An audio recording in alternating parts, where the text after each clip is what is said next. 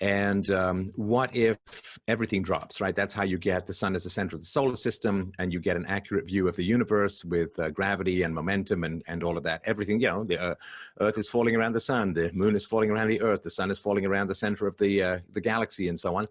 So taking our personal preferences, universals, morals, all the stuff we teach kids, don't lie, don't cheat, don't hit, don't steal. What if we just made those universal now? If you do that, you end up with a pretty wild view of the universe, just as Copernicus did with everything falls, and just as Einstein did with the speed of light is constant. What if you just take the non-aggression principle, the initiation force is wrong, put that as your universal moral constant? What happens to your view of society?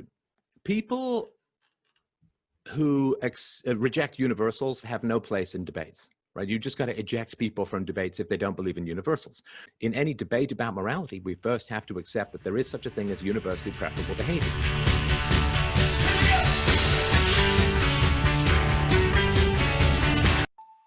This is the danger with sniffing your own thoughts for too long. Eventually you run the risk of becoming so enamored with your own product you'll convince yourself that what you're smelling is lemony fresh. This is when you need someone like me to step in who's able to say, no, it's just shit. Now, of course, it's obvious that what you're doing here in stressing the point of universal fundamental laws is addressing the perverse anti-intellectual moral relativism of the regressive left. But you're sinking the boat with the guns. I don't much like having to repeat myself, but that's the nature of the game, isn't it? Morality is not subjective, it is objective. Moral universalism is, however, a falsehood. If you're struggling to wrap your head around this, it's important first to consider what morality is. Jordan Peterson has attempted to explain it as the emergent ethic in describing reciprocal play, which is not entirely inaccurate. The ethologists Peterson often references in his debates and presentations have, through their work, uncovered a wealth of evidence that morality is an emergent feature of evolution, that it will spontaneously manifest in any social species as a necessity of social interaction. But how could this be? When we speak of morality, is it not human morality that we are describing? What sense does it make to speak of moral action given the context of a species not capable of conscious thought? To that, I will only say that I am not interested in semantics. I am interested only in what can be observed of the natural world and what, through evidence, logic, and reason, can be meaningfully concluded.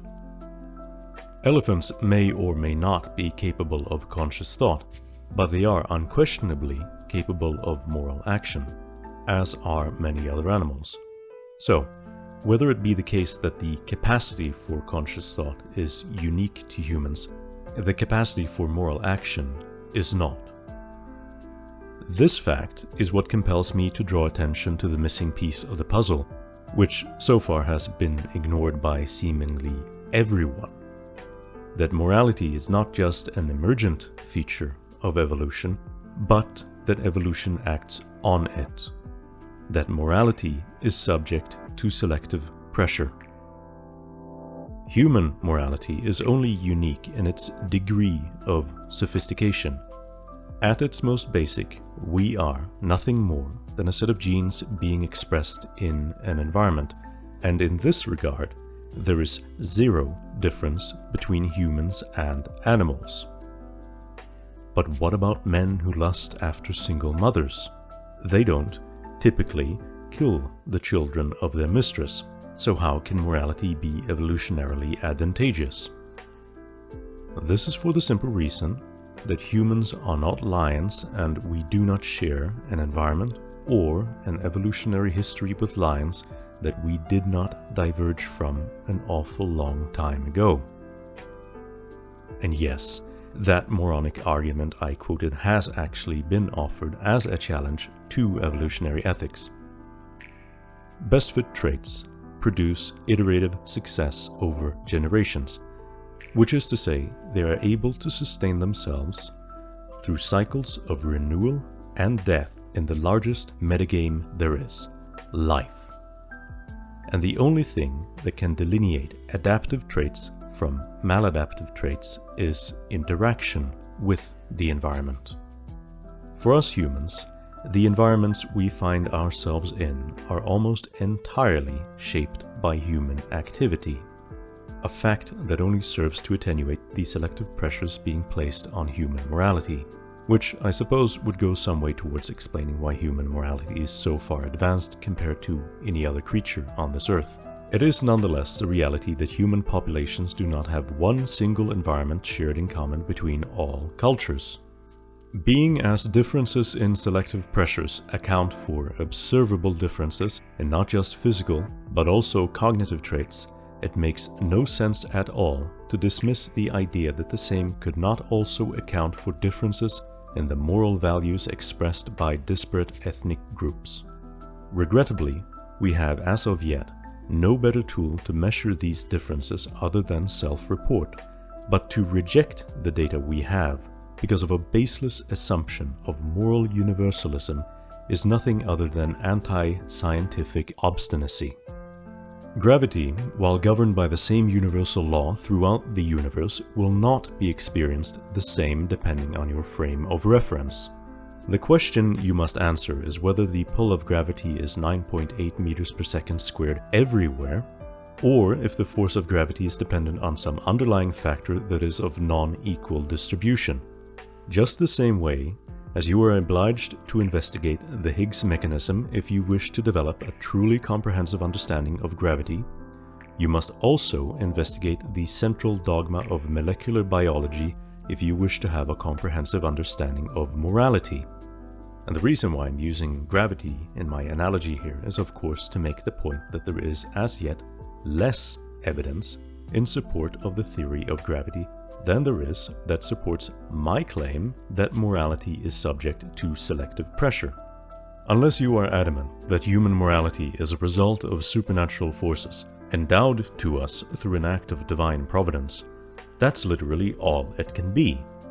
That the emergence of ethical behavior in humans should be the result of any natural process entirely unique to human populations that were to act on an as yet undiscovered feature of our physical biology beyond our DNA is a view that is supported by no evidence.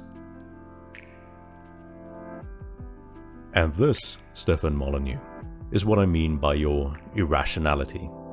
Your bullheaded insistence of moral universalism without allowing for the possibility that morality, as you recognize it, instead of being a fundamental law, may in fact be the product of an underlying mechanism, natural selection acting on replicators, as it were, has got you throwing out the baby with the bathwater. Again, I understand and sympathize with the impetus of your statements, but your out-of-hand dismissal of the potential for alternative explanations that more accurately map onto reality is patently irrational. And the unfortunate thing is, of course, that any claim to logic and reason made by you necessarily has to be weighed against this. And you really should know better than this. Indeed, I told you as much not long ago. You blew me off, though, taking offense at the way I characterized your back and forth with the habitual liar Stephen Woodford as an internet slap fight. Then you went on to debate the fool, the two of you spurging out at each other for 2 hours straight. Do you feel that it got you anywhere? That anything productive was gained? Did you expand the domain of common understanding between the two of you? If you would like to have an actual, sincere conversation with someone who doesn't obsess over epistemology, is able to present meaningful insights, and who doesn't hold an adversarial attitude towards you, well, you know where to find me.